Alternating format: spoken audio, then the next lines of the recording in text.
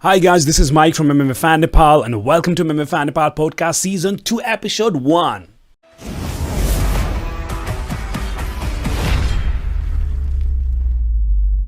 Let's go. So, we're going to talk about especially UFC 284. This is a fights or fighter ko bare ma kura garchau. So, MMA scene ma ke bhairacha ta त्यसको news, rumors ko bare ma kura garchu and also we're going to talk about what is happening in a local combat scene. UFC 284. Why is this fight so amazing?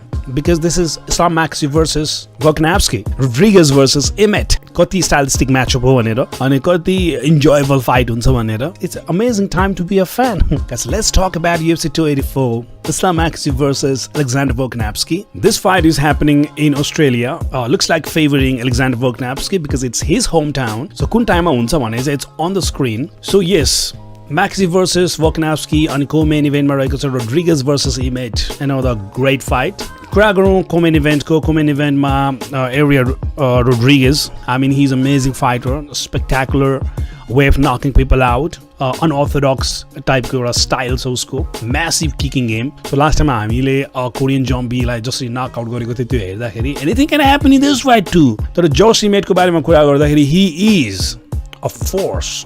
He is a powerhouse for power punch.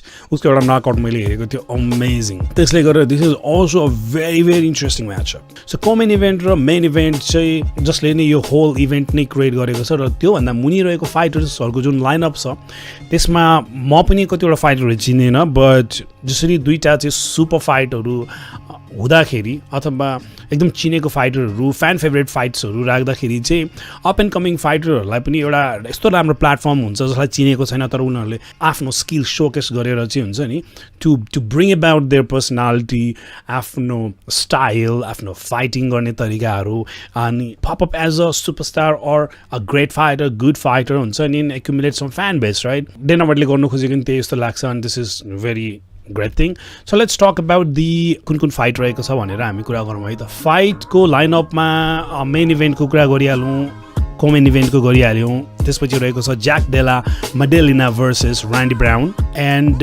त्यसपछि रहेको छ Justin Tafa versus Parker Porter अनि त्यसपछि रहेको छ Jimmy Crute versus Alonzo Menifield. Let's talk about each and every single fights. No, but main event or co-main event ko barema chai ma ekdam mazale kura garna chahanchu. The way I see the fight, you know, Alexander Volkanovski, he's a great fighter, no doubt about that, right? Ani usle challenge garako cha Islam Maxi. Oh my god, I can't even imagine challenge गर्दाखेरि कसरी challenge गर्यो होला भनेर हैन. तर Alexander भोल्कानोभ्स्की is a champion अनि उनीहरुको winning record हेर्यो भने अलमोस्ट सिमिलर छ. मलाई चाहिँ किन अलेक्जेन्डर भोल्कानोभ्स्की को बारेमा धेरै कुरा गर्न मन छ भन्दाखेरि एभ्रीबडी प्रिटी मच फाइट सिनमा भएको सबैजनालाई थाहा छ Islam Makhachev what is known for भनेर हैन, उले के गर्न सक्छ भनेर है. अलेक्जेन्डर भोल्कानोभ्स्की को विनिङ रेकर्ड हेर्यो भने Max Holloway, त्यसपछि Chan Sung-jung, I think fighter from China, Bren Ortega, another very amazing fighter in his records. जसलाई जितेको छ. Max Holloway लाई 3 चोटी जितेको छ. Oh my goodness man, Max Holloway. So your record काफी छ actually and he is 25-1. It's almost undefeated record. He is almost undefeated record. Great Alexander Volkanovski can bring the biggest upset of the year, which is very possible. अर्को कुरा गर्नु पर्दाखेरि चाहिँ let's talk about the way he's built. Alexander Volkanovski सानो छ किनभने 145 डिभिजनबाट खेल्छ. त्यो डिभिजनमा पनि उ सानै देख्छ because if you look at the Max Holloway versus Alexander Volkanovski, he's still small. But Max Holloway is a very tall and very big dude, right? Alexander Volkanovski, he was big, man. He was big. Just look at this, right? Rugby league ma हुँदाखेरि Alexander Volkanovski was 5'6". त्यो weight gain गर्दाखेरि पनि I don't think, because like rugby, if you look at rugby, it's a very top sport. एकदम tough हुन्छ अनि त्यहाँमाथि जति नै bulk up भए पनि हुन्छ नि यो movement is still very important, right? You know, mentality wise पनि he is very tough and durable fighter. उसको क्याम्पमा कति धेरै ग्रेट फाइटरहरु छ. सबैको अलिकति बायस नै होला उनीहरुको एनालाइसिस, तर उनीहरुले भन्ने कुरा चाहिँ के छ भन्दाखेरि इभन इजरायल अदासानियालाई पनि होल्ड गर्न, उलाई मुनि होल्ड गर्न गाह्रो हुन्छ कन्सिडरिङ द बिगर फ्रेम अनि त्यो त्यति ठुलो हुँदा पनि उसलाई होल्ड गर्न गाह्रो हुन्छ भनेपछि you get the feeling right how tricky this fight is for Islam Makhachev especially फ्यानहरूले हेर्दाखेरि चाहिँ एकदम पोलर अपोजिट त्यो स्किल ट्रेटहरूमा त्यो देखिन्छ but if you go deeper and try to analyze them हुन्छ नि एभ्री सिङ्गल स्किल सेटहरू ब्रेक डाउन गर्ने हो भने they have fighter and they have come up to the top both the fighter has a biggest run in the divisions almost I just showed you guys right 25-1 which is almost undefeated record 23-1 छ इस्लाम म्याक्सिपको र अहिलेसम्म हरेक फाइटरहरू इस्लाम म्याक्सिपसँग परेकोहरू त्यति क्यालिबरको fighter थिएन भनेर भन्थ्यो तर it's not such because Charles ओलिभेरालाई उसले सबमिसनमा यस्तो इजिली हराएको Charles Oliveira because Charles Oliveira is also someone who has been correcting people, winning every single fight. We see two different fights and जसको चाहिँ perception almost different रहेको छ हैन कसरी गर्न सक्छ त इभन फाइटरहरुमा पनि it's hard to see Alexander Volkanovski winning के त्यसले गर्दाखेरि चाहिँ एकदम मोटिभेसनको कुरा आउँछ हंगरको कुरा आउँछ how big of a stake this is pound for pound king लाई हटाउनु सकिन्छ इस्लाम म्याक्सिपले र एलेक्जेन्डर भोल्कानोभ्स्कीले चाहिँ biggest upside. I don't know why I'm saying this biggest upside. You know, भित्रबाट intrinsically, I'm looking for that thing to happen. Okay? This is very, very tough fight for both these fighters. So, Islam Makhachev last 5 fights हेर्दाखेरि हैन maximum submission मा जितेको छ बबी ग्रीनलाई चाहिँ TKO बाट जितेको छ. So this is amazing, right? अर्को कुरा भनेको चाहिँ के भन्दाखेरि यो चारजना जुन फाइटरहरू छ नि मेन इभेन्ट र कमेन इभेन्टको फाइटरहरूलाई चाहिँ टाइटल कति इम्पोर्टेन्ट छ त. So if we talk about Islam Makhachev versus Alexander Volkanovski is champ status ko lagi ho kya. So this is a super fight. This is not just another fight. This is a super fight. And champ status ma jo pugcha it is a big thing. And Islam Makhachev lai pani ke cha bhandakhari not just a champ status huncha ni easily flawlessly jityo bhani he is another pound for pound king. That's how important this fight is for these fighters. To talk about Volkanovski from a fan perspective, he don't seem to have much to lose. He's not losing he's not losing much, right? But that is wrong. I think he has so much to lose also. If he lose this fight, he's not losing his belt. Definitely he's not losing his belt because he's running for the 155 division. But let me tell you, what is he losing is he is someone who has been winning since a very long time and usko tyo record jancha pound for pound record jancha once a fighter start losing game yo caliber ma yo stature ma hudakheri chai lose गर्ने amateur fights ma lose गर्ने हो हैन तर MMA को game कस्तो हुन्छ नि loose हुने नहुने भन्ने कुरा one has to lose man we have to see one losing Alexander Volkanovski ले यदि lose गर्यो भने he is losing the main title the GOAT title but if he wins he is set for the greatest ever. And the biggest upside पनि हुन्छ यो man Islam Makhachev Dagestani fighters they're not human. That's how media portrays them. That's how the fighter knows what they are. This is not real, right? तर त्यसलाई humble बनाउने काम यदि Alexander Volkanovski गर्यो भने he has more to win, so much more to win.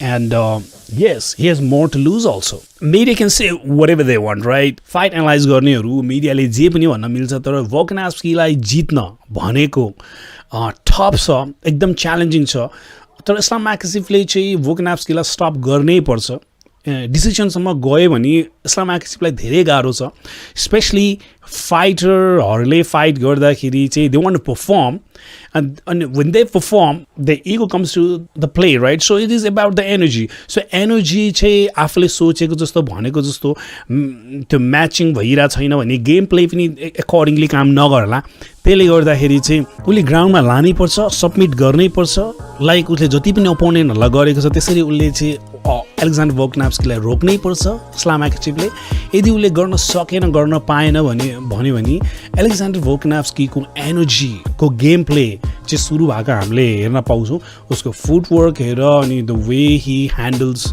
Every single fight होइन अनि power kick छ उसको नि किकिङ पावर बबाल छ उसको पन्च पावर पनि बबाल छ but I don't know why he goes to distance all the time but distance मा गए पनि हुन्छ नि एभ्री सिङ्गल टेक डाउनहरु डिफेन्ड गर्यो र बस्यो भने पनि he is winning क्या न मिडियाको आँखामा फ्यानको आँखामा है but he could also pull it off यदि उसले आफ्नो गेम प्लानहरु चाहिँ गर्यो भने त्यसै कारणले गर्दा इस्लाम म्याक्हाचेभलाई चाहिँ it's very very important to stop Alexander Volkanovski जसरी भए पनि यो चाहिँ मैले के देख्छु भन्दाखेरि अब यसो हेर्दाखेरि बाघ र हरिणको ऊ हुन्छ जस्तो लाग्छ but Alexander Volkanovski time and again के भन्छ भने आई एम द वाल मलाई छु मात्रै like people want to run through me but they will realize I am the biggest wall Alexander Volkanovski is going up in division 155 ma. It's a different division, right? But he's done it already. He was already massive when he was in a rugby league, so it is no big deal for him just to like someone like so because he has the habit of putting on those muscles game ma चाहिँ त्यसले effect गर्छ जस्तो लाग्छ किन भन्दाखेरि त्यो धेरै पहिलाको कुरा पनि हुन सक्छ हैन जसले गर्दाखेरि चाहिँ मसल अलिकति बढ्दाखेरि उलाई गाह्रो पनि हुन सक्ला मुभमेन्टमा गाह्रो हुन सक्ला तर जहाँसम्म उसको पछिल्लो रग्बी लिगको रेकर्डले नि के भन्छ भन्दाखेरि चाहिँ he has that thing he can take it easy हुन्छ नि ही क्यान ह्यान्डल इट जस्तो क्या अनि झन् त्यो फ्याक्टर चाहिँ इम्पोर्टेन्ट हुनसक्छ अझै सिग्निफिकेन्ट हुनसक्छ to win against Islam Makhachev. And guys, what is your prediction? What is your prediction for the main event, Islam Makhachev versus Alexander Volkanovski, and co-main event, Yair Rodriguez versus Josimate? Please, guys, what do you think about these two fighters? What do you think? Who's going to win and how they're going to win? Let me know in the comment below right now. To talk about co-main event, ma Yair Rodriguez ko lagi yo fight ekdam important cha, jasari Josimate ko lagi important cha, right? So, kinani title fight. We don't know what will happen. But के हुन्छ त यदि Alexander Volkanovski जित्यो भने हैन to talk about Yair Rodriguez, he is a very smart fighter, intelligent fighter. He's like a movie star, you know, in a fight. Action movie हामी हेर्दाखेरि हुन्छ नि punch, kickहरु different खालको किकहरु elbow को गेमहरु पनि एकदम राम्रो beautiful way of fighting चाहिँ उलाई थाहा छ जसले गर्दाखेरि चाहिँ I think stationary position मा मात्रै भयो Josimate भयो भने it's very easy for Rodriguez to win this fight. He's not just flashy, but he's impactful also. Back in usko aru fight he's flashy, but seems like he's doing this and that just to make sure the opponent is distracted. Distract garnak लागि पनि कहिले flashy चिजहरु गर्न मिल्छ अनि त्यसपछि you land something. उसको round kick ले यति देखाउनको लागि मात्रै हैन कि that can kill you too. I really think Josimate अलिकति स्टेशनरी नै हुन्छ जस्तो लाग्छ जसले गर्दा चाहिँ रोड्रिगेजलाई चाहिँ आफ्नो किकहरु स्पेशली किकहरु गर्दै फुटवर्कहरु गर्दै अनि एल्बो नकआउटहरु हुन सक्छ. So Josimate just need one good punch. He just need to land one thing. Fighter, as long as they want to fight, they can fight, they will fight. So age is something that plays the biggest role because it's deteriorating in terms of health, in terms of physical ability, your moment. But just look at him, and he is very fluid, very agile, and a very competitive, good footwork, jiu-jitsu, राम्रो भएको fighter. So we are to see what is going to happen in this fight. I just hope that amazing fight happens out of this. Dami knockouts hoस्. I really want to talk about is the Francis Ngannou. What is happening with Francis, man? We cannot see him in UFC. That's a saddening news, but it is what it is, right? Francis Ngannou, I mean, he's someone who stood up against the whole system. He gave up the biggest payday of his life. You know, that's what it said. And he came up with many agendas that to be addressed by the company. He didn't feel like he's doing it very good. So he left the company. So he is now the agent. And I hope that he makes more money, more than what is offered in this fight. Not just that, उसको जुन advocate गर्नु खोजिरहेको छ जुन एजेन्डाहरु त्यसमा चाहिँ highlights होस् जस्तो लाग्छ क्या because everybody looks at the money part right उसले जसरी चाहिँ युरोप भित्र आयो उसको एउटा दर्दनाक कहानी छ he is someone who people underestimated very much in terms of intelligence पनि होला हैन द फाइटरमा त like what people think and believe is muscles heavy हुँदैमा चाहिँ हैन उ चाहिँ बवाल मान्छे पिट्ने हुन्छ तर दिमाग चाहिँ नहोला जस्तो टाइपको के किसिमको पर्सेप्सन हुन सक्छ हुन्छ नि maybe that's how it got treated which he didn't like it very much because as a fighter when he was building himself up as a fighter to fighting को different aspect or game हरु पनि उले सिक्दै गइरा थियो हैन so उलाई कतिपय चीजहरु मन परेन होला UFC मा उलाई गरेको ट्रिटमेन्टहरु मन परेको थिएन होला अनि फाइट फाइटलाई जसरी उसले लिइरहेको थियो फाइटको हरेक गेमको एस्पेक्टहरूलाई उसले सुधार्दै गइरहेको छ we already know right Stipe फाइटको फर्स्ट फाइट हेर the way he collapsed in the fight अनि उसको one of the fight which was the boring fight in the UFC त्यो फाइटहरूबाट चाहिँ what we can know is these guys went through like so much shit champion हुँदा उसले company left गर्नु पर्यो that guy needs so much respect so much love from the sports Tyson Furyसँग धेरै कुरा भइरहेछ if that fight is realized I mean that's going to be a big massive fight so I'm hoping that happens sooner before I sign up I really want you to know something के भन्न चाहन्छु भन्दाखेरि यो podcast हेरेर if you want to come talk to me in upcoming episode just say I want to come join MMA Fan Nepal podcast भनेर भन्नु होला and we will bring you in and talk to you about in the next episode alright guys so take care and bye bye